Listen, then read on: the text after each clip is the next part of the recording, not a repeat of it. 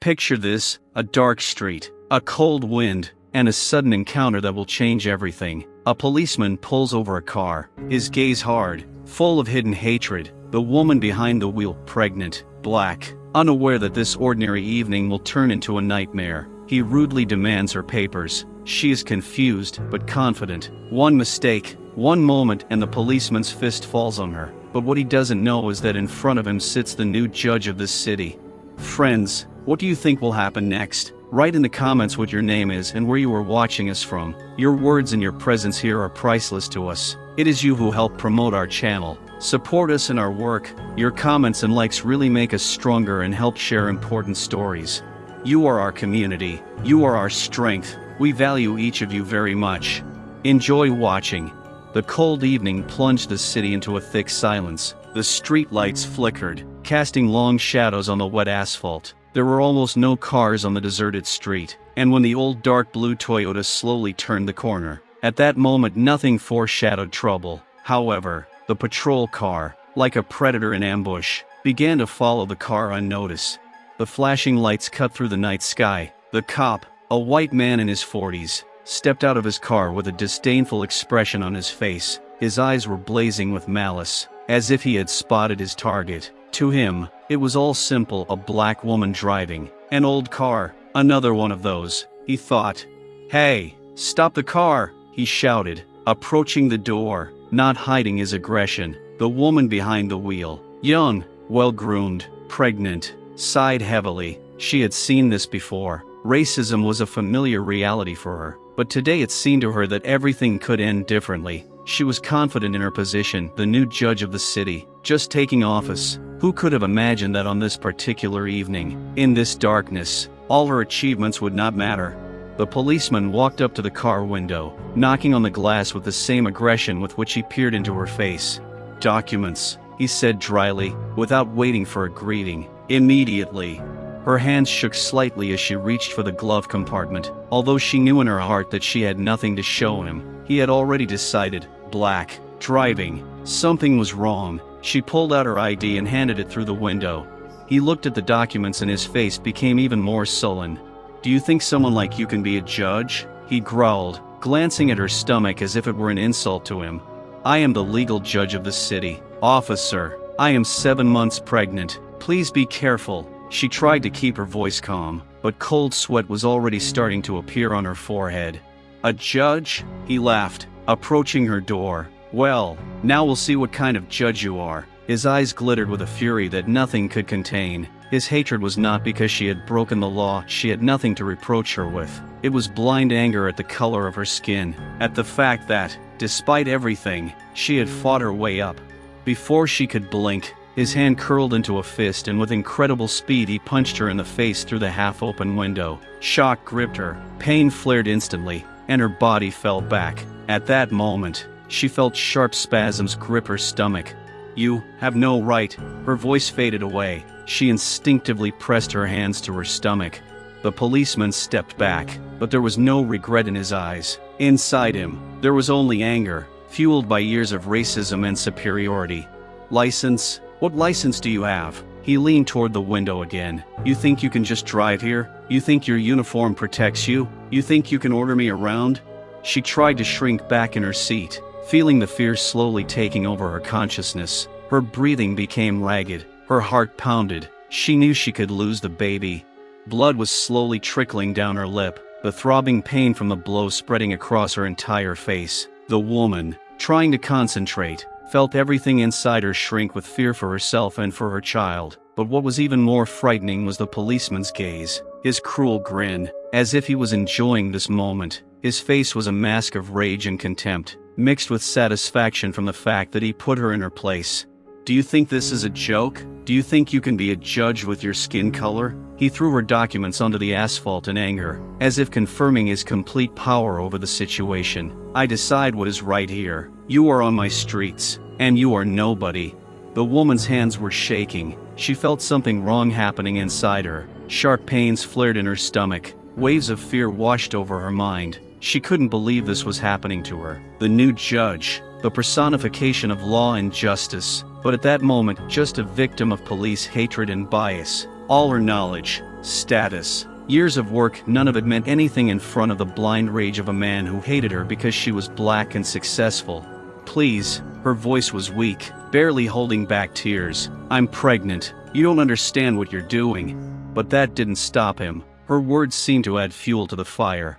And I fucking hate it when you think you can tell me what to do. You're not special. You're just another one. He grabbed her shoulder abruptly, opening the car door. His grip was rough, painful. The woman cried out, feeling her body protest with pain and stress. Get out, I said. He pulled her by the hand, not paying attention to her condition, to her stomach, to the tears running down her face. Her legs got caught in the seatbelt and she almost fell out of the car, but she managed to catch herself by grabbing the door. Her breath caught in her throat, and a new wave of pain began to roll through her stomach. She struggled to look up at him, trying to find some humanity in his face, but all she saw was cold, icy contempt. You know what? You're lucky that I still tolerate you, he said angrily, but now you're going to leave here, and I don't want to see you here anymore. But fear for the child overrode everything. She tried to say something, but her voice was drowned in sobs. At that moment, she realized that for him, she was not a person. He did not see a pregnant woman in front of him. He did not see a judge. He saw only the color of her skin, and that was enough to justify his cruelty. In his world, in his little world of hatred and prejudice, she did not deserve even basic human treatment. Oh, my God, she whispered softly, trying not to panic. She tried to stand up, leaning on the car, but her legs wouldn't obey her, and the pain in her stomach was getting worse. She knew she needed to get to the hospital, and as quickly as possible, but at that moment, she was completely at his mercy. The policeman stood over her, clearly enjoying watching her world crumble before his eyes. His hand reached for her shoulder again, but this time not to help, but to make her feel even more worthless. You will understand that you cannot come here and order people around. You cannot walk around with your head held high as if you were worth something. He leaned closer, and his whisper was icy, laced with malice. In this world, people like you will always know their place. Her world felt shaky at that moment, as if time had slowed. Each beat of her heart sounded like a distant drum. A sharp chill pierced her to the bone, not from the weather, but from a realization that in this country, despite everything she had done, despite all her efforts, she would always be in danger. Her status, her knowledge, her role, all of it could be destroyed in a second if she met a man like this policeman, a man who believed that her life, her achievements, her future were not worth an ounce of his attention. But in that moment, even in the darkness of that horror, a small flame lit inside her, not just fear, but anger, not for herself, but for her child, for the future she had fought to build. Despite people like that policeman, she raised her eyes with difficulty, her gaze full of pain, but also strength. You can't take my dignity away from me, she whispered, her voice barely audible but filled with determination. The policeman chuckled at her weak but dignified words. He stood before her as if enjoying her helplessness. To him, her resistance was nothing more than annoyance, further proof that she was out of place. In his world, she would always be on a level below, despite her rank, despite her education. Dignity? He laughed evilly. You think you have it? Look at you. You are nothing, just another black woman who thinks she can be above everyone else. He stepped closer, his boots hitting the asphalt with a dull thud. She wanted to back away, but her body wouldn't listen. There was an unbearable pain in her stomach, pulsing with every movement. She knew she had to fight, that she had to hold on for her baby, but she felt so helpless. The policeman grabbed her hair and yanked it. The woman's head snapped back and a scream of pain escaped her chest. You think you can command here? You think your status means anything to me? He hissed, leaning so close she could feel his hot breath on her face. You're nothing but trash, and you'll always be trash. He hit her again, his fist landing squarely in her stomach. The woman screamed, her body convulsing in unbearable pain. She felt something inside her snap, as if her entire world was collapsing. Her scream echoed through the deserted street, but no one came to her aid. No one saw the scene. No one heard her pleas. She realized that she was completely alone in the face of this cruelty. Stop it! Her voice was weak, barely audible. She tried to protect her stomach with her hands, but this only caused a new wave of anger in the policeman. You're giving me orders? You? He grabbed her throat, his fingers tightening, making her wheeze from lack of air. "You have no right to open your mouth in my city. Understand?" She tried to fight, but her strength was leaving her. Her eyes were dark from lack of oxygen. Pain gripped every cell of her body. Her hands instinctively tried to push him away, but he was too strong. At that moment, she felt something inside her burst, and a new wave of horror washed over her. Pain, sharp and merciless, pierced her stomach. She couldn't breathe, couldn't think, only panic, only fear for the child, for her life. The policeman squeezed her throat even harder, his face distorted with anger. "You are not a judge. You are nothing. Remember that," he growled. "You will never be an equal here." Her legs began to give way, her body weakening under his grip. Consciousness was slowly slipping away, darkness enveloping her mind. But even in that moment, she held on to the thought of her child. She needed to survive, not for herself, but for him. As if noticing that she was about to lose consciousness, the policeman released her throat and threw her to the ground like a broken doll. The woman fell, hitting the cold asphalt. Her breathing became ragged. She gasped for air, trying to regain control of her body, but the pain did not subside. It only intensified. She knew that something had gone terribly wrong. The policeman stood over her like a predator over his prey, his face devoid of compassion. He leaned down and kicked her in the side, causing another surge of pain. "That's for thinking you could order me around," he said coldly. "No one will respect you. No one will take your side. You're just another black woman, and your kind will always be at the bottom." She lay on the cold asphalt, her body shaking in pain, blood slowly pooling around her. All she could do was pray that someone would find her before it was too late. She lay on the pavement, her body shaking with pain and fear, her eyes struggling to focus on the policeman's face. His gaze was cold, filled with malice, as if he no longer saw her as a person, only an object for his hatred. The racism that permeated his every cell pushed him to new acts of violence, giving him a false sense of power and superiority. "You still think you can be a judge? Ha!" he said, looking down at her with hatred. "How dare you? Black people can't be in positions like that. You're meant to be down there, underfoot, not up there making decisions."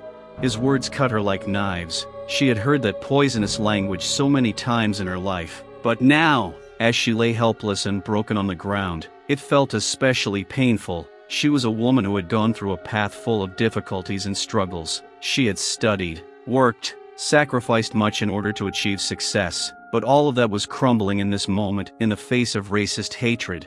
I earned this place," she breathed out with effort, pressing her hands to her stomach, trying to protect the child. "You can't take this from me, just because I'm black."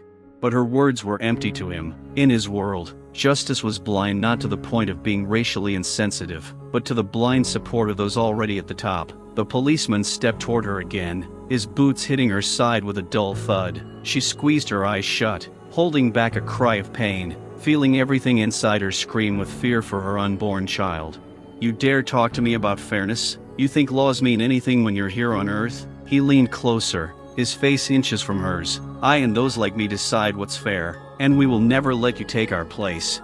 Every word he said slammed into her consciousness, crushing the last shreds of hope. She knew there were people like him, full of hatred, who thought themselves superior to others simply because of the color of their skin. But the realization of how deep-rooted that hatred was, how dangerous it was, overwhelmed her. You have no right to do this," she whispered weakly, choking with pain. "You are breaking the law." The policeman snorted, his face contorted with disdain. The law means nothing to the likes of you," he sneered. "The law is what we say it is. And you, the likes of you, will never be allowed to enforce it." He grabbed her roughly by the collar of her jacket and pulled her up, forcing her to her knees. She screamed, unable to resist his rough hands, her body weakly obeying. At that moment, she no longer thought about her position, her status. Her entire being was focused on one thing: to survive and protect her child.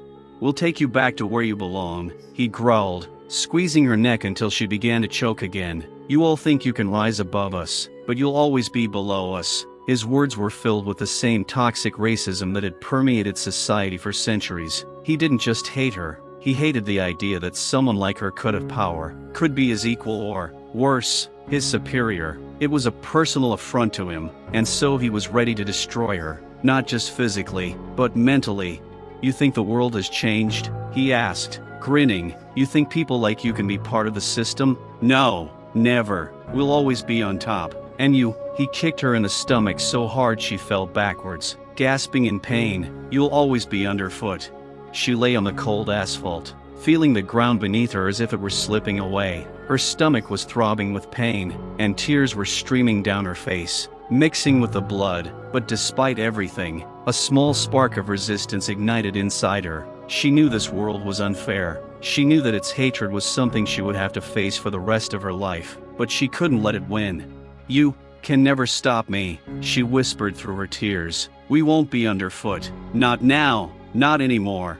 The policeman froze for a moment, his face twisted in anger. He couldn't believe that she was still talking, still resisting. Her words sent a storm of rage through him. It was unbearable for him to see her, beaten and broken, still defying him, still trying to assert her place in this world. "Shut up," he shouted, hitting her again. "You're nothing. You don't dare speak." Every blow was laced with his racist hatred. It was not just an act of violence, it was an act of oppression, an attempt to destroy her human dignity, her right to exist in a world where his racial prejudices dictated the rules. But even in that moment, in her darkest moment, she knew it was worth fighting, even if it cost her her life. She couldn't let him break her completely. The policeman continued to strike, his rage boundless, as if hatred itself had come to life and taken the form of a man. Every gesture, every word, underscored the cruelty of the system that allowed him to act with impunity. He did not see her as a person, he saw only his hatred, his threat. The woman continued to lie on the ground, feeling her world crumble. The pain spread throughout her body, but the worst thing was the unbearable fear for her child's life. There was a quiet knock in her stomach, the life she was trying to protect and was ready to fight for. But how can you fight an enemy that does not understand what humanity is? How can you resist a system that has already condemned you from the start? "Bastard," she blurted out as he hit her again. "You have no right." But instead of stopping, the policeman just burst out laughing. His laughter sounded as if he was a spectator at a show, enjoying the spectacle. "You wouldn't understand," he said, leaning toward her. "You'll always be just one of many. The system has already judged you, and I'm just doing my duty." He stood up, looking down at her as if she were an insect that shouldn't be pitted. Pain gripped her chest, but she forced herself to raise her head. At that moment, despite the fear and horror, she felt anger flaring up inside her. She couldn't stay silent any longer. "You policemen think you can do anything," she said, trying to sound confident despite her hoarse voice. "But I'm not alone. I'll fight." This statement caused a new wave of rage in the policeman. His face turned red with anger, and he pulled her hair sharply, forcing her to her feet. She swayed, barely keeping her feet. Every step he took was full of menace. Every gesture was merciless. "You still don't understand that this isn't your world," he hissed before hitting her again, his fist hitting her stomach over and over again, as if he was trying to take out all his complexes on her, all his hatred for the society that he felt had invaded his life. With each blow, she felt herself losing touch with reality. The pain inside her mixed with the knowledge of what was happening to her child. But she kept fighting, kept thinking that she couldn't let this beast win. "You won't kill me," she screamed, her voice taking on new strength, as if she had discovered a source within herself she hadn't known existed. But he only smirked in response to her challenge, his face covered in a malicious grin. "Who will protect you?" he asked, stepping back so she could see his threat. "Your black friends? They will laugh at you when they see you lying here in a pool of your own blood." At that moment, her mind reeled. She thought of her parents, how they had always taught her to stand up for what was right, how they had dreamed that their daughter would be able to change the world for the better. She thought of all those who had come before her, those who had suffered similar violence, those who had failed to rise up. "No," she said, her voice growing stronger. "I'm not alone. I don't just represent myself. I'm the voice of those who were killed, of those who fight for justice. You can never shut us up." The policeman, startled by her tenacity, suddenly froze. A shadow of uncertainty passed through his eyes. He did not expect her to answer, but his fear was short-lived. He approached again, turned, and struck. At that moment, she felt everything around her begin to blur. The screams in her head mixed with the silence, and she realized that perhaps her voice could not change the world, but she would fight to the end. As the police officer retreated, her body broke. She felt the world go dark, and her last thoughts were of her child, that she had done everything she could to protect him, even if it cost her her life. But even as everything went dark, there was still a spark burning inside her, a spark of hope that one day they could stand on equal terms, that her daughter or son would not have to endure such humiliation, that they could change the world, where police officers like her would stand before justice, not above victims. Darkness enveloped her, but deep down she knew the fight was not over, and perhaps her sacrifice would be the beginning of something greater, something that would change the system forever. The darkness slowly covered her consciousness, but in this helpless state she could still hear the sounds around her. Screams, barking dogs, indicating that life went on despite what was happening to her. She could not allow herself to give in, but each new blow took away her strength. The policeman stepped back and watched her as if she were an insect caught in a web. His eyes glittered with malice, and he clearly enjoyed her suffering. He knew that he would meet no resistance from those under his control, and her recent resilience only fueled his hatred. Every blow he dealt her left marks on her body that were impossible to ignore. Her legs and arms were covered in bruises. The skin had already begun to peel off, and the bruises were spreading like ominous reminders of his cruelty. She could feel the blows penetrating her insides, causing unbearable pain. Her legs wouldn't obey her, and when she tried to stand up, her body buckled, forcing her to fall to the ground again and again.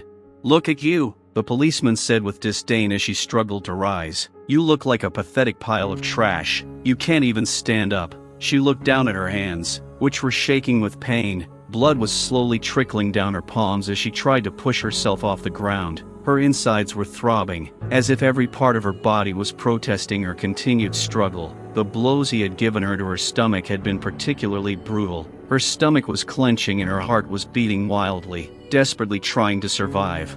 "You're just another black woman who thinks she can hold her head up," he said again, leaning closer, his face full of hatred. "And you know what I can do to you if you don't shut up?" At that moment, when she tried to get up again, he hit her in the stomach again, causing her to go into shock. The pain was so intense that she screamed, her body contracting as if trying to protect what was left inside her. Every movement became more and more painful, as if her insides were being torn apart. "Do you really think anyone will ever stand up for you?" He laughed, watching her suffering with surprising pleasure. "You're just part of a system that will never accept you." She felt the rage rising in her. Even through the pain, she thought about her parents, how they had instilled strength and confidence in her. She was part of a community, part of a fight. These thoughts gave her strength, even when her body was in hysterics with pain. "You can't shut me up," she screamed, choking with pain. "I'll fight, even if it costs me my life." He kicked her again, but this time her body reacted differently, not only with pain, but also with anger. She was not going to let this man take away her dreams and hopes. She knew that her fight was not only for her life, but for the life of her child. "You have to understand that racism is not just words. It is an action. It is violence," she said with new determination, even though her voice was breaking with pain. "But I am not alone. I am part of all this, and I will not remain silent." The policeman froze, his eyes wide with anger as he realized that her words cut deeper than he had expected. This wasn't just one man's fight. It was a battle that went back generations, into the histories of those who had suffered at the hands of his kind. "You can't escape your situation anyway," he said, looking at her with disdain. "No matter how hard you try, you'll always be at the bottom." His fist came down again, but as he tried to strike again, she did something she hadn't expected. She suddenly rose to her knees, catching the blow. It was all she could do. A cry of pain escaped her as he struck, but she didn't give up. She struggled to her feet and saw him pause for a moment, surprised by her resistance. At that moment, she knew what she had to do. She had to show him that his hatred could not prevail. "I will live," she said, and her voice sounded as if it were an echo in their silent war. "I will fight not only for myself, but for all who have been trampled." And even as he lunged at her again, her confidence grew. She wasn't just a pregnant woman, she was a symbol of hope and struggle. Every movement became more painful, but now there was a fire in her eyes. She knew that racism, hatred, and violence couldn't break her. Despite her wounds, she continued to stand. In this terrible world, full of fear and hatred, she felt a light igniting inside her. Even if it cost her her life, she would fight. she was not alone. She represented everyone who suffered and continued to fight. As the policeman raised his hand again, preparing to hit her again, time seemed to stand still on the street. People passing by at first simply stopped, looking at what was happening in bewilderment. They could not believe their eyes. A woman, pregnant and beaten, lay on the pavement, while the policeman, who was supposed to protect her, was showing such cruelty. But instead of intervening, many simply looked away, quietly passing by. Some people froze at the sight of this violence, while others began to take out their phones to record videos. The hatred and violence happening before their eyes became part of the everyday reality that they had become accustomed to ignoring. It was as if they didn't know whether to intervene or to stand aside, as if it was just a show. "Look at her!" one of the women screamed, but her voice was lost in the noise of the street. "She's pregnant. This is not normal." Some people, encouraged by her words, began to pause in their steps, their interest turning to anger, but fear and uncertainty still gripped most of them. How could they confront a police officer who was in the grip of his own humiliating power? The systemic prejudices ingrained in their minds also prevented them from seeing this woman as an equal. The policeman turned to the group of people, his menacing gaze causing many to take a step back. He unsheathed his uniform, which was a symbol of the law, and looked at them as if they were to blame for what was happening. "Get out of here," he growled, his voice full of hatred. "None of your business." Some began to back away, taken aback by his aggression, but in the background, one young man, a black man, felt anger welling up in his heart. He had witnessed this act of racism, and his instincts were calling for action. "This is wrong," he shouted, stepping forward to confront the policeman. "You can't treat her like this. She didn't do anything." The policeman looked at him with contempt, and a threat appeared in his eyes. "Get out while you can, boy. It's none of your business. This concerns us all," the young man replied sharply, his voice full of determination. "She deserves protection, not violence." Others began to support him, and soon several people who had initially been stopped by hatred and fear gathered around him. One man who had seen the whole situation also came closer. "You have no right to treat people like this," he shouted, his voice just as loud and confident. "You represent the law, not evil." The policeman, feeling his authority beginning to waver, turned sharply to the crowd. His face was covered with anger, and he stepped toward them, ready to push away anyone who stood up to protect the woman. "You all," he said, pointing at them, "will answer for this. I can arrest you all." But now people were ready to stand up to him. One by one, they began shouting out their thoughts, expressing anger at the racism and violence they were facing. They were united by a common sense of justice, and this feeling created an invisible but powerful bond between them. "We will not remain silent any longer," one woman said, her voice a cry of hope. "We will stand up for those who suffer." The crowd began to grow, and instead of running away, they began to act. People began recording videos, not as entertainment, but as documentation of this act of violence. They realized that this was not just a random situation, it was a reflection of a system that was mistreating their community. "This cop is part of the problem," one of the men said, looking at the cop with disdain. "We won't tolerate this anymore." The woman on the ground, already bleeding, felt her strength failing. She knew her body couldn't take another blow, but looking at the people gathered, she felt a new hope ignite within her. This crowd, united against hatred, could be a powerful symbol of change. "You," she said, her voice barely rising above the noise of the crowd. "Thank you. Thank you for being here." The policeman, seeing that the situation was getting out of control, began to panic. He suddenly realized that his actions were under close scrutiny, and a shadow of doubt flashed in his eyes. "Get out, all of you," he shouted, his voice losing confidence. "I'm warning you." But the people weren't going to give up. Each of them knew that this wasn't just a conflict, it was a manifestation of the racism that permeated their society, and they were ready to fight for change. "We won't leave until we get justice," replied a young woman who had joined the group. And at that moment the crowd united into one, a single body, inflated with determination and strength. The policeman, aware that his power was beginning to fade, felt his fear grow. He could no longer afford to dominate them. The crowd began to chant, their voices rising above the noise of the city. "Justice for all, no to racism."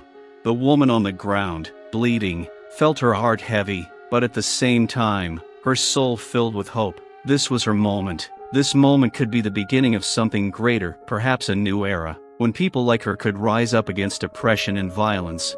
With every cry from the crowd, her confidence grew, and hope began to rise in her heart. Hope that hatred could not prevail, that together they could change the world. And even if her own fight ended here, she knew that this fight was only just beginning. The crowd continued to grow, and the cries of people demanding justice echoed throughout the street. Looking at the crowd, the policeman began to feel his confidence melting like ice under the scorching sun. It became clear to him that his actions had attracted the attention of not only passers-by, but also the media, who had already begun filming the events on their phones. He was no longer just a policeman, he had become a symbol of hatred, and this filled him with fear.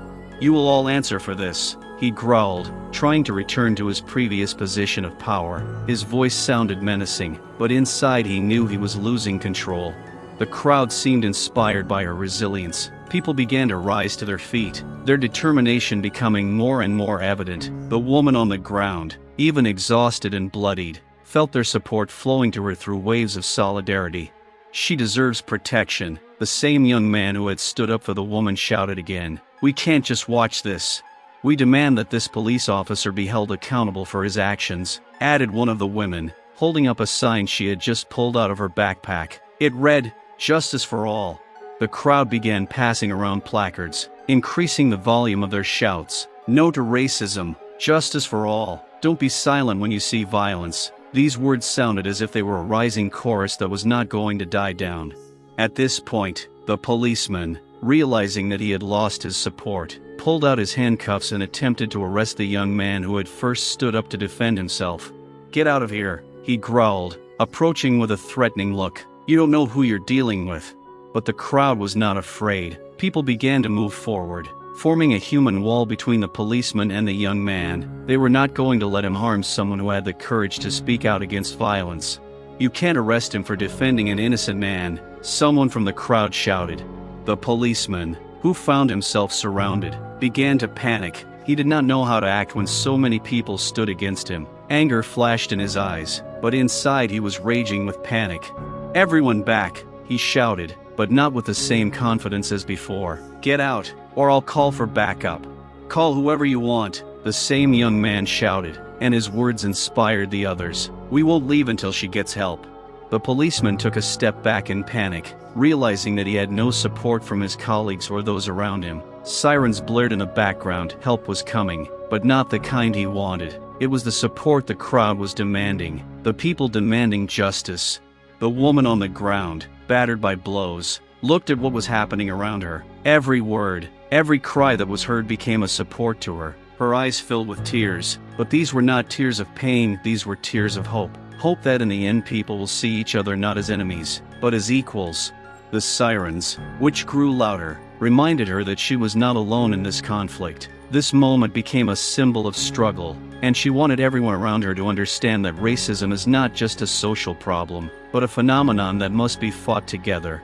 When more officers arrived on the scene, the crowd froze. These new officers on the scene knew about the violence that had occurred. They saw the woman lying on the pavement and her injuries, and that triggered a reaction in them. This wasn't just a riot case, it was about hate and someone having to answer for it. The officers who got out of their patrol cars quickly began to assess the situation. One of them, a senior officer, approached the crowd. "What's going on here?" he asked, his voice calm but stern. "This policeman beat up a woman," shouted the same young man who had been the first to defend her. "He has no right to treat her like that." The senior officer looked at the policeman, who stood there with bruised hands. With suspicion, he knew that he had had similar cases under his jurisdiction before, and each time it had caused a scandal. "Get that man out of there," the senior officer said, pointing at the racist cop. "He's going to be investigated." The crowd erupted in shouts. After all, they were not just speaking out for a woman, but against the entire system that was creating such violence. The woman, feeling a surge of strength, raised her head and looked at the crowd. She understood that their fight was only the beginning. She knew that her story would not end here. The sirens continued to sound, and although fear and hatred still haunted her, in that moment she felt stronger. Every word she spoke, every wound she suffered were not just traces of violence, but evidence of a fight for justice. And this fight, she knew, would continue. Every day, every battle, they would remind society that racism had no place in their world. They would fight not only for themselves, but for future generations, so that no one would have to endure the horror she had. The people gathered began to unite, and they understood that this was not just a random act of violence. This was the beginning of a real fight that they would lead together, with a dream of a world where everyone is equal, where everyone has the right to life and freedom, and where every voice is heard. As the crowd continued to demand justice, the atmosphere grew tense. The racist cop, still standing in the crowd, began to feel panic creeping up on him. He knew his actions had led to serious consequences, but he had no idea that he would soon be confronted with the most bitter truth. When help arrived, the senior officer quickly examined the woman on the ground and then turned his attention to the policeman. He noticed him shaking with fear, a clear sign that his position was beginning to weaken. "Who are you?" asked the senior officer with a stern expression. The policeman, realizing that his actions had led to a serious crime, began to justify himself. She threatened me. I acted according to the law," he screamed, but his voice was shaking, and no one believed his words. The crowd, still hot with anger, was not going to give in. They were waiting for justice to prevail, and each cry became more and more furious. But at that moment, something unexpected happened. A man appeared in the crowd who recognized the woman on the ground. "Wait, it's Judge Brown," he shouted, his voice cutting through the roar of the crowd. People froze, puzzled. The senior officer quickly turned to the woman. Her face was familiar, as was her name. He recognized that this woman was no random victim. She was the city's new judge, a person who had long fought for justice and human rights. "It's impossible," the policeman muttered, his face turning pale. "I didn't know." "You didn't know?" shouted the same young man who stood up for the woman. "You didn't know? That's all you can say? You beat up a man who stood on the side of the law, on the side of justice." The senior officer realized the seriousness of the situation. He quickly took out his radio, his face expressing fear and bewilderment. "We need help here. We have a serious situation. Judge Brown, a victim of a police officer assault. We need medical attention." Silence hung in the air, and the people watching began to realize that this was not just an incident. It was an act of cruelty against the symbol of the law. The policeman, realizing that his actions had caused such a terrible crime, began to panic. I didn't know," he repeated, his voice growing weaker. "I just acted on instinct." The crowd exploded with anger again. They were not going to forgive him. "That's no excuse," someone shouted. "You betrayed the law and your colleagues." The policeman, feeling pressure from all sides, decided that the only way to avoid consequences was to run away. At that moment, he turned around and ran towards the patrol car, but the crowd, seeing this, blocked his path. "Get out of the way," he shouted, his eyes filling with panic. "You won't get away," replied the same young man who had become the hero of the day. "You must answer for your actions." Meanwhile, the woman on the ground, exhausted and bloodied, was trying to get up. Her head was spinning, but she knew she couldn't let this policeman escape justice. "Stop him," she said with difficulty, her voice full of pain and power. "He must be punished for his actions." The crowd, inspired by her determination, began to move forward, creating a human shield that surrounded the police officer. "You won't hide behind your badge anymore," someone from the back row shouted. "We won't let you get away." When help finally arrived, doctors began examining the woman, and the senior officer took charge of the situation. He knew this was not just a case of violence, it was a case of racism and abuse of power. "You're under arrest," he said to the policeman, "and it's not just for beating up a judge, it's for all the hatred and violence you've been spreading." At that moment, the policeman realized that his world was collapsing. His own prejudices and hatred had turned against him, and it wasn't just a mistake, it was the system that had supported him that had now betrayed him. The crowd around them began to applaud, feeling that the fight was not over. The woman lying on the pavement smiled, feeling her heart fill with hope. She knew that this was only the beginning. Their fight against racism and violence was just beginning. But alas, the price she paid was high. With each passing moment as the doctors examined her, she realized that her life, her future, would now be tied to this fight. She would fight not only for herself, but for everyone who had suffered at the hands of those who used their power to oppress others. The policeman ended up in handcuffs, but that wasn't the end of the story. It was just a new chapter, a chapter that would be filled with struggle, tragedy, and hope for change. After that horrific incident, Officer Daniel Richards' life quickly went downhill. As he sat in the back of his patrol car, his heart pounded with fear and anger. He couldn't believe how quickly things had changed. It felt like he was still in a nightmare from which he couldn't wake up, but it was reality. His life was in shambles, and his own actions had caused it. When he was taken to the station, his colleagues looked at him with disdain. Richards knew his reputation was in tatters. He hadn't just betrayed his fellow officers, he had betrayed the very idea of law and order. His name had become synonymous with violence and racism, and he knew he would never find peace. In the days that followed, Richards' life became a living hell. He was fired from his job and lost all of his benefits. Every time he left the house, he was followed by looks of hatred. People whispered behind his back. Children pointed at him. Dan felt a shame he couldn't bear. He became an outcast, even among those who once considered him a friend. But that was only the beginning. Every day he withdrew more and more into himself, trying to avoid contact with others. His apartment, once cozy and full of life, became a place where he hid from everyone and from himself. He could not get rid of the image of the woman lying on the asphalt and her suffering gaze. This moment became a painful memory that haunted him even in his dreams. The nights grew longer and darker. He heard whispers, heard the ghosts of his actions tormenting him. They whispered his name, reproaching him for what he had done. Every sound, every shadow became his enemy. He tried to drown his fears in alcohol, but it only deepened his suffering. He became addicted, and soon his life was sliding into the abyss. One particularly dark night, with the rain pouring down, he decided to go outside. He walked through the empty streets, thinking about how much things had changed. Thoughts of how proud he once was of his job flashed through his mind. He remembered wearing his uniform with pride, protecting people. Now he was the one who was subject to judgment and hatred.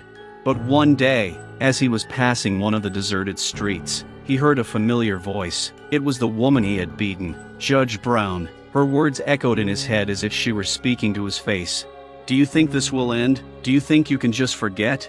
Richard's heart began to beat faster. He looked into the darkness, full of shadows and fears, and there, in the midst of them, he saw her face. It was the ghost of his crime, come to remind him of what he had done. She stood there, her face bloodied, her eyes full of anger and pain. "I won't forget, and you can't forget," she said. "You must answer for your actions." With these words she disappeared into the darkness, leaving him completely bewildered. Richards returned to his apartment, but he could no longer find peace. The ghost of the woman became his constant companion. She did not let him sleep. She haunted him in all his night terrors. He could not escape from her suffering and malice. His mental state worsened with each passing day. He began to suffer from paranoia, feeling that people were whispering about him behind his back, that they were watching him. He felt trapped, surrounded by the ghosts of his past, and did not know how to escape this nightmare. Soon his life became unbearable. He decided to seek help, but even during sessions with a psychologist, he could not get rid of the feeling of guilt and fear. Every word he spoke was saturated with suffering, and he was haunted by thoughts of what he had lost and what he had done. A few months passed, and Richards was at rock bottom. He had lost everything: his job, his friends, his family. He was alone, filled with regret and pain. His life had become a living hell, and he was beginning to realize that he had to take responsibility for his actions. He was left in the shadow of his past, and the ghost of Judge Brown still haunted him. One day he looked in the mirror and did not recognize himself. The person who looked back at him was a pitiful reflection. He realized that the hatred he had sown had now returned to him 100-fold. Every time he closed his eyes, he saw her face, full of pain and anger. This was his punishment. Richards realized there was no turning back. He would forever be trapped in this nightmare, and that would be his fate. He would live with what he had done every day until the time came when he would have to face the consequences of his actions. And only then will he understand how terrible his crime was and what price he will pay for his hatred. As the days turned into weeks, Richards woke up each morning with an indescribable sense of sadness. He relived the night his life had changed forever. As if in slow motion, he saw himself hitting the woman over and over again, her eyes full of shock and pain. But now, alone in his apartment, he began to feel not only remorse, but something else. He continued to justify his actions. She was a threat, he whispered to himself. Looking into the mirror, I acted on instinct, like they teach you at the academy. I protected myself. Every night he raised a glass of cheap whiskey, trying to drown out the voice of conscience that would not stop. He reminded himself of his previous encounters with criminals, of how he had handled business in his neighborhood, of how he had always remained on the side of the law. He was a cop, his job was to protect the community. But the more he drank, the more he realized that the situation was beyond his control. His excuses could not erase the terrible image of Judge Brown, and despite his attempts to forget, he kept telling himself that he had done the right thing. He felt his psyche being torn apart, his internal conflict had become unbearable. I couldn't let her threaten me, he said again, remembering her words when she asked him to leave. I was defending myself and my honor. She shouldn't have behaved like that. But each day, when he looked out the window, he saw a world that rejected him. People passed by his apartment with disdain, and he felt trapped in a trap of his own making. He began to notice how people looked at him with hatred and condemnation. All his attempts to justify himself only deepened his loneliness. Soon his thoughts became unbearable. He began to wander around the city, trying to figure out how to live on. Memories of that woman, her mutilated body, her look of despair were spinning in his head. Her image was now an integral part of his consciousness, and he tried to find logic in it. She shouldn't have interfered with my work, he repeated over and over, hoping it would help him cope with the agony. I was just protecting myself. But with each attempt to justify himself, his internal conflict only intensified. He began to isolate himself from the world, immersing himself in his own thoughts, and soon found himself the subject of ridicule even on the internet. Messages about him filled social networks, and he began to read them, feeling the hatred raining down on him from all sides. In one of those messages, he came across an article about Judge Brown. It talked about how she was now fighting for the rights of those who had been victims of police violence. The text mentioned her active efforts to create a program aimed at educating police about racism and abuse of power. Every word in the article cut him like a sharp blade. He couldn't believe that he was the cause of her pain, her struggle. That evening, standing by the window, he looked at his reflection and was overcome with a feeling of horror. He couldn't shake the thought that it was his actions that had brought this hatred, this isolation upon him. He felt himself sinking deeper and deeper into the abyss, but at the same time he didn't want to accept that he had made a mistake. Thoughts about how he had done everything right still swirled around in his head. No, I was right, he whispered, taking in the cold air. I was protecting myself. She was a threat, and I was acting on duty. But as he stood there, he suddenly felt this delusion begin to crumble. He increasingly realized that his rightness was becoming only an imaginary defense to avoid facing the truth. The justice he had talked about for so long was now making itself known like an uninvited guest.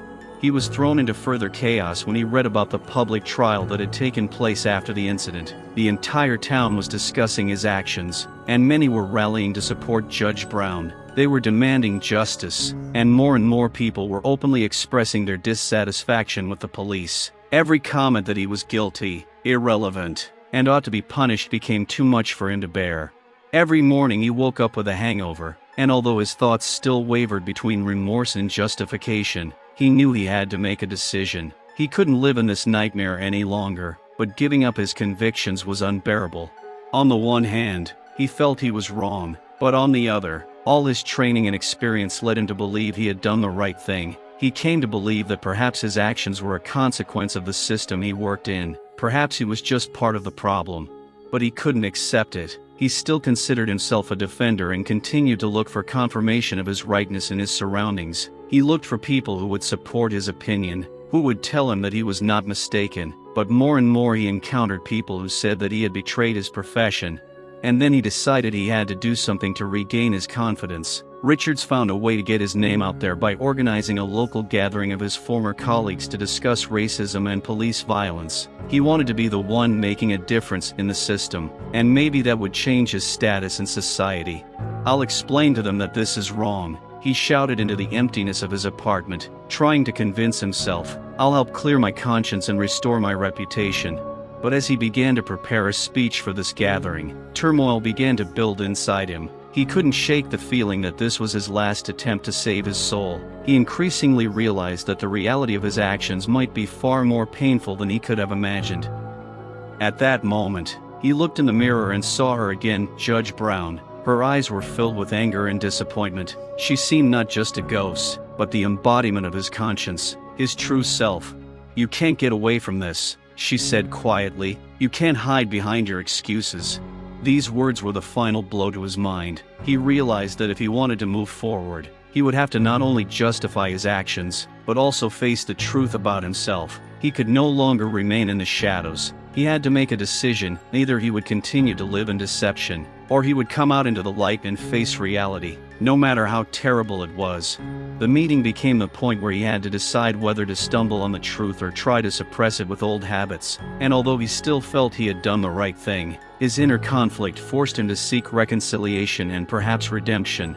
After the horrific incident where a police officer hit Judge Brown, her life was in complete disarray. She woke up in a hospital surrounded by white walls and the shrill sounds of medical equipment. Every breath was a struggle. Pain shot through her body, as if someone was playing her like an instrument. She felt her life had changed forever, and the knowledge was unbearable.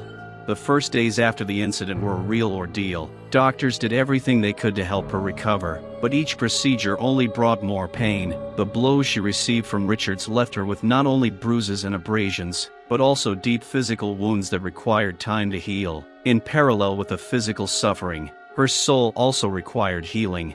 "We'll do everything we can to get you back on your feet," the nurse told her, helping Brown sit up in bed, but every step forward was burdened with fear and worry. It was hard for her to accept that she had been a victim of violence, and it was especially hard for her as a woman who had always stood guard over justice.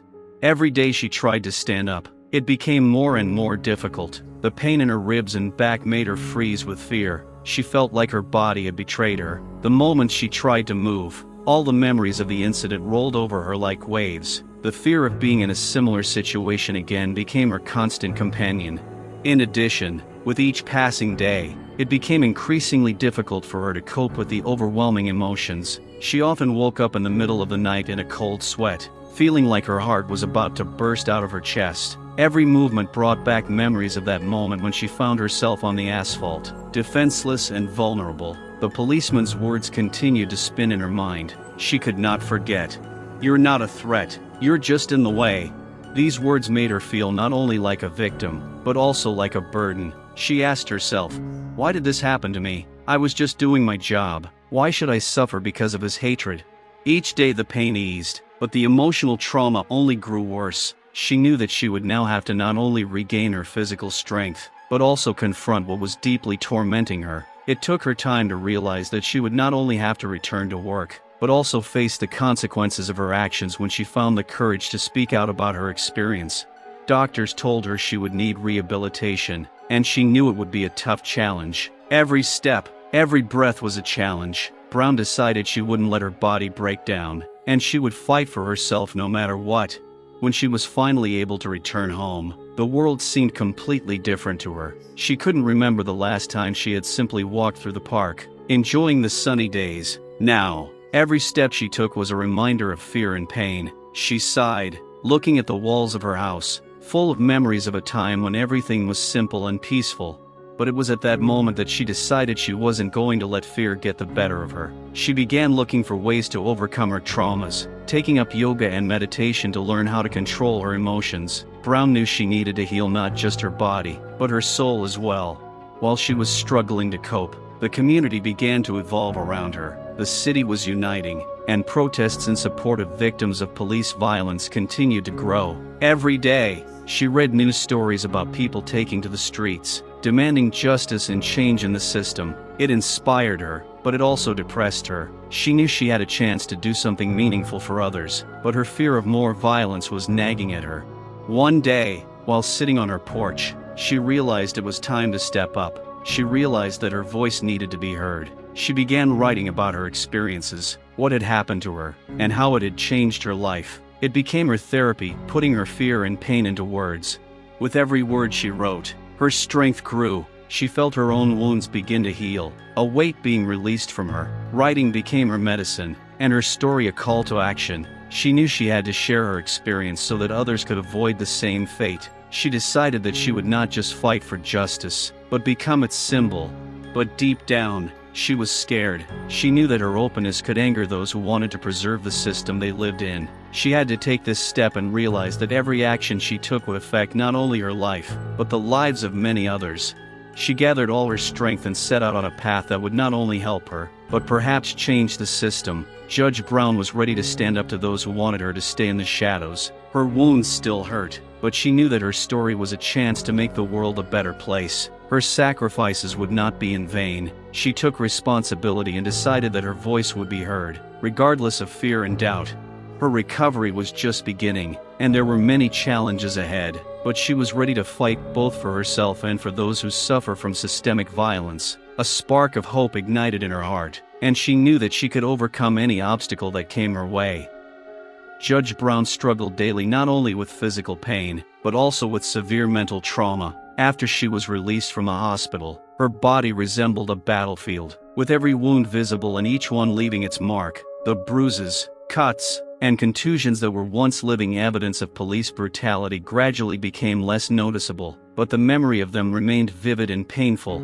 She felt her heart pounding constantly, especially when she passed places where terrible things had happened to her. Every time she tried to go outside, fear rose up inside her. Not knowing how to cope with this reality, she locked herself in her house, surrounding herself with silence, but the silence was heavy, as if the atmosphere itself was pressing on her chest.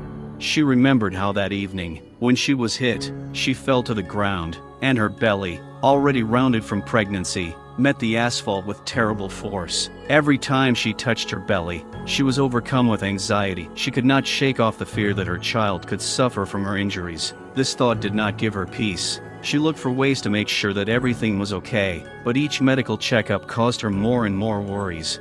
Medical workers confirmed that her baby was fine, but the fear was too deep. She couldn't shake the images of what might happen. How could she be sure that her injuries wouldn't affect his development? Every time she felt him move, she felt better, but the fear never left her. Friends and colleagues began to worry about her. She felt distant from them, as if she were in another reality. Every time they offered help or support, a defense mechanism arose in her, the desire to distance herself. She was afraid that opening up to them would expose her weaknesses.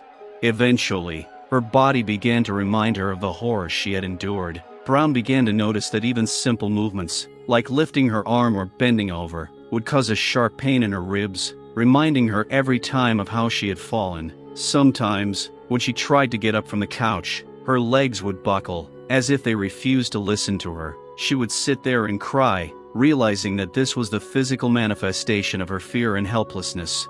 One day, as she was trying to get dressed, her hands began to shake and she accidentally dropped a cup. The sound of glass breaking echoed in her mind, causing more surges of fear. Her mind was reminded again of how her voice had been suppressed. She felt tears roll down her cheeks, unable to stop them.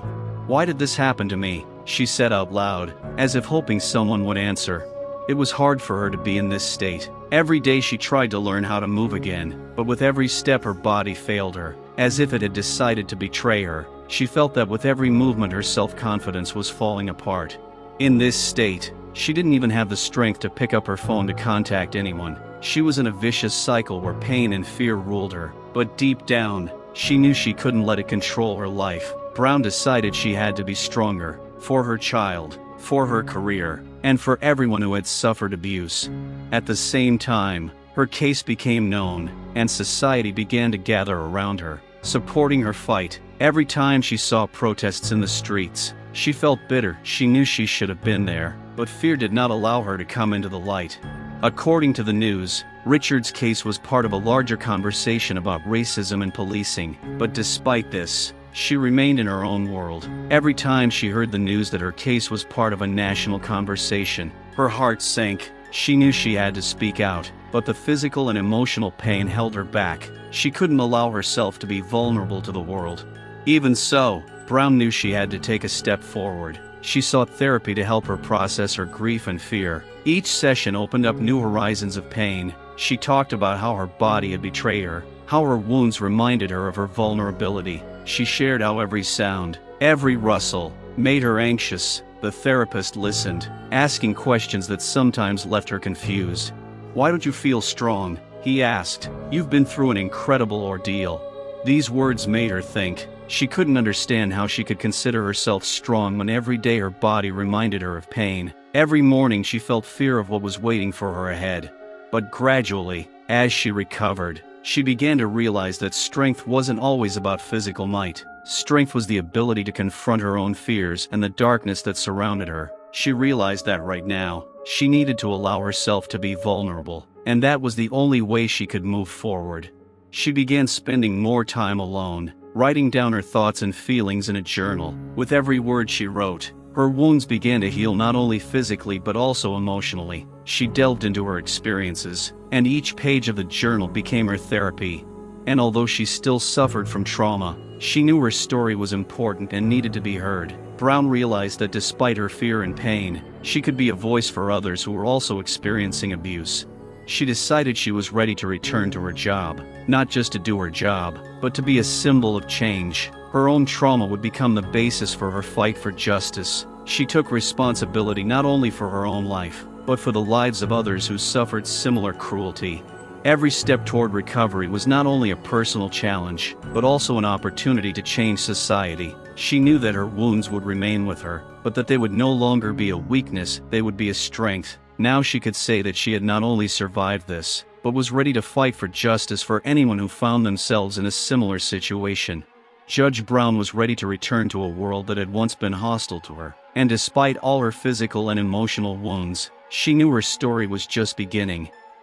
In his jail cell, surrounded by gray walls and foul air, Officer Richards sat thinking about what had happened. He experienced mixed feelings, from rage to deep dislike, still believing that he had done the right thing when he beat Judge Brown. Prison had become a cage for him, but his mind remained active, filled with hatred and prejudice.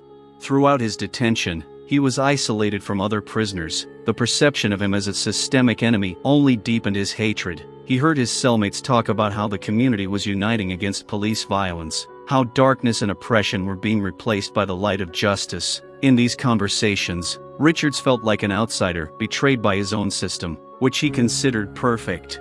Every time he was allowed out for exercise, he noticed how the other prisoners, most of whom were black, looked at him with contempt and hatred. These looks only fueled his rage. He hated the day he knocked down a pregnant woman, considering her a threat. He could not even imagine that she could be his colleague in the justice system, much less a judge. "Are you all crazy?" he shouted in the face of his cellmate when the latter said that sooner or later this situation with police violence will lead to changes. "They have no right to do this. We are defending the law." The cellmate shook his head and stepped back, choosing to ignore his rage. Richards felt the loneliness weighing on him, but he continued to reinforce his prejudices. Every time the news showed protests against police violence, he grew angrier. He didn't want to acknowledge that his actions had become a symbol of how the hatred he carried in his heart would eventually lead to his own downfall. As the months passed, his hatred grew stronger as public backlash against his actions mounted. He continued to revel in his aggression, feeling himself a victim of circumstance rather than the cause of evil. He adopted a righteous stance, believing that his violence was necessary to maintain order. He felt that the threat of blacks was real and dangerous, and he was prepared to fight it, even from behind bars. Every time he heard changes in police methods and investigations into his actions discussed, the feeling that he was misunderstood grew. He didn't want anyone to know that he felt vulnerable. Instead, he reinforced his stereotypes, trying to convince himself that he alone was right and the rest of the world was wrong. In his nightly thoughts, he returned to that incident again and again, as if he hoped to find justification in it. Each time his thoughts about it surfaced, he felt a wave of rage wash over him. He did not realize that this incident was actually the beginning of his end. Richards began to gather around him fellow prisoners who shared his views. In their company, he found some relief in a world where hatred was not only tolerated but supported. They discussed their feelings, and whenever someone expressed contempt for blacks, Richards supported them, feeling his soul fill with anger and strength. "We stand for what's right," he said, as several prisoners gathered around him one day. "These people, they just don't understand what order is. It's just ignoring reality." These words made him feel important. He began to see himself not as a criminal, but as a fighter for the truth. His cellmates reinforced his hatred, and with each passing day he retreated further into his own world of prejudice and racism. He found comfort in being able to share his feelings with those who thought the same way he did, but this comforting veil only reinforced his own delusions. Outside, Meanwhile, Judge Brown's life continued to evolve. Her life had been filled with the fight for justice, and she knew that her case had become a symbol of hope for many. Her every move in the courtroom was now taken seriously, and she became a voice for those who had suffered abuse. Her story sent a powerful message to society, demonstrating that injustice would never go unpunished. But Richards refused to acknowledge that her life had become an example of how to overcome adversity. Instead, he continued to dwell on his own problems that he had created. There was no room in his mind for understanding or forgiveness, and he continued down the path of hatred he had once chosen, not realizing that this was his true punishment. Dark thoughts and hatred were not just internal enemies, but prison walls that he could not escape. His own hatred led to his complete loneliness. Every time he looked at the other prisoners, he realized that they were the only ones who shared his feelings, but even they began to distance themselves from his hatred. He lived in this circle of isolation, not realizing that it was hatred that was eating him up from the inside. He was a prisoner of his own beliefs, and behind bars he could never be the same again. Every day in prison brought him closer to realizing that the real enemy was not in prison, but inside himself.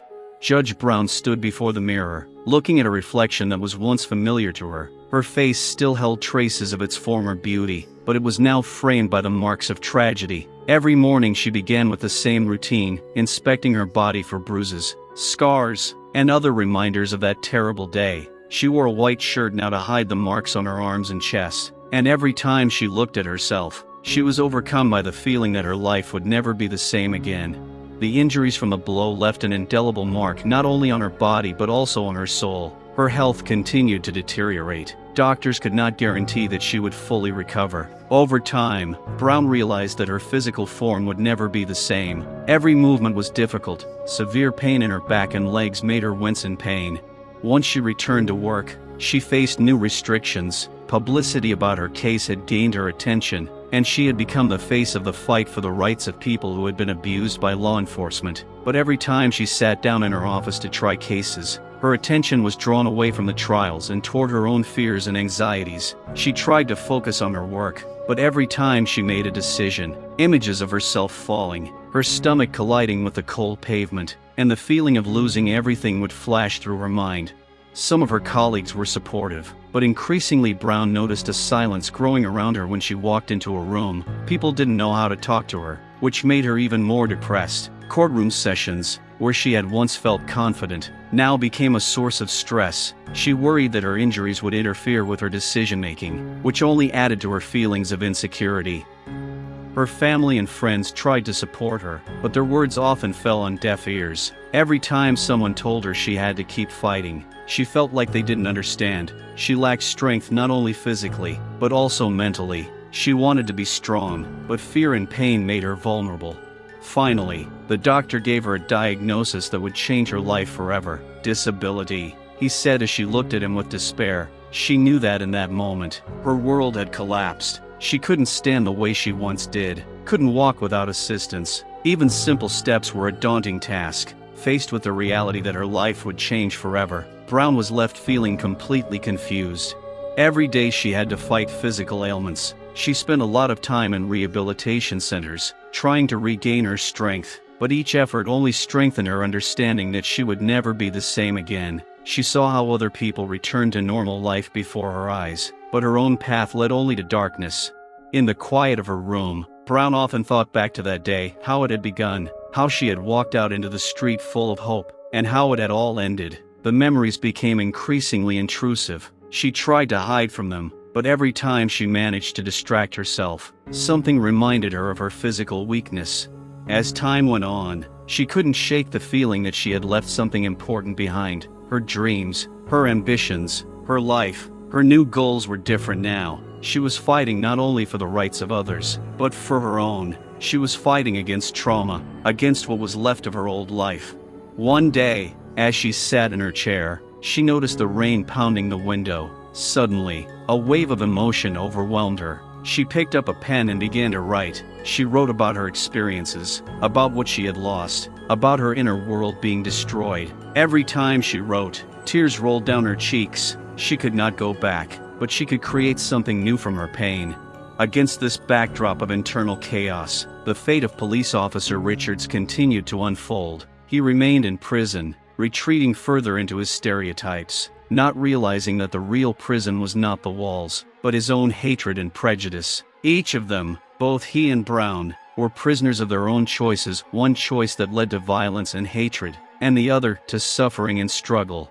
Judge Brown knew her journey would not be easy, and despite all the obstacles, she was determined that her injuries would not define her life. She may be disabled, but inside her there was a desire to make a difference. Ultimately, that desire would be her guiding light, even in the darkest of times.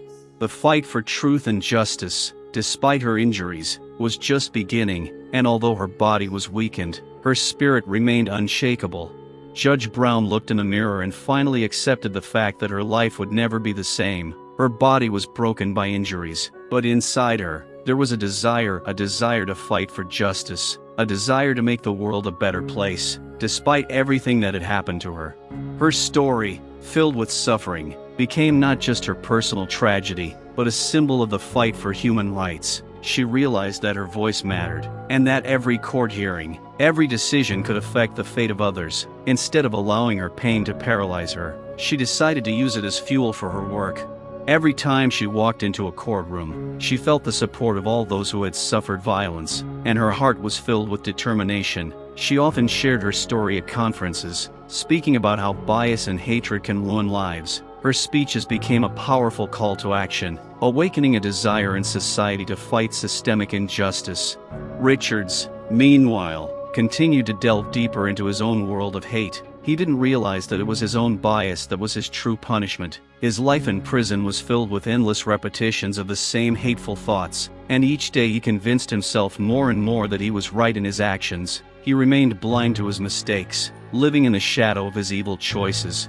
Ultimately, the fates of these two people collided, but at different poles. Judge Brown, despite her physical and emotional trauma, became a symbol of hope in the fight for rights. Richards, immersed in his hatred, remained alone in his delusion, and as new voices began to emerge in society demanding change, Brown felt that her suffering had not been in vain. She had become part of a movement that sought to end violence and racism. Every time her name was mentioned in the news, she felt her story, her struggle, was alive.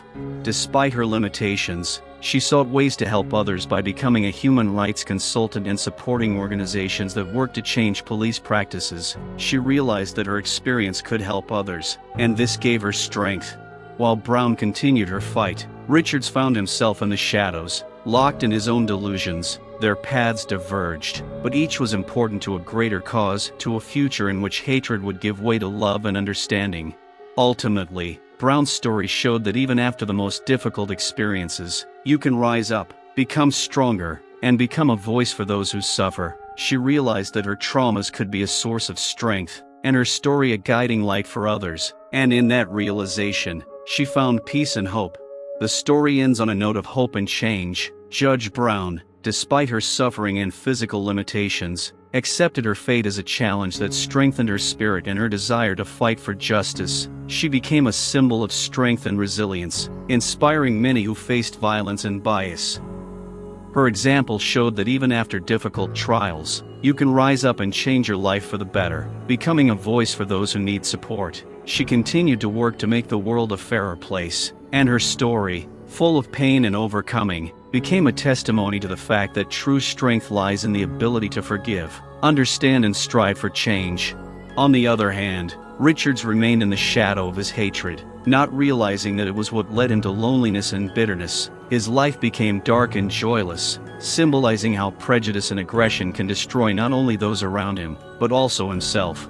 In this way, the story of Brown and Richards serves as a reminder that every choice has consequences, and that true strength lies in the capacity for love and understanding, not hatred and violence. Their paths, though different, remain part of the same struggle, the struggle for a more just and peaceful world. And we'd love to hear your thoughts on this story. Let us know in the comments what you think. Have you ever experienced racism in your life? How did you deal with such situations? You are very important to us, and we appreciate each of you. Your votes help us grow and develop. If you liked the video, don't forget to like and subscribe to our channel. Have a nice day and look forward to seeing your comments.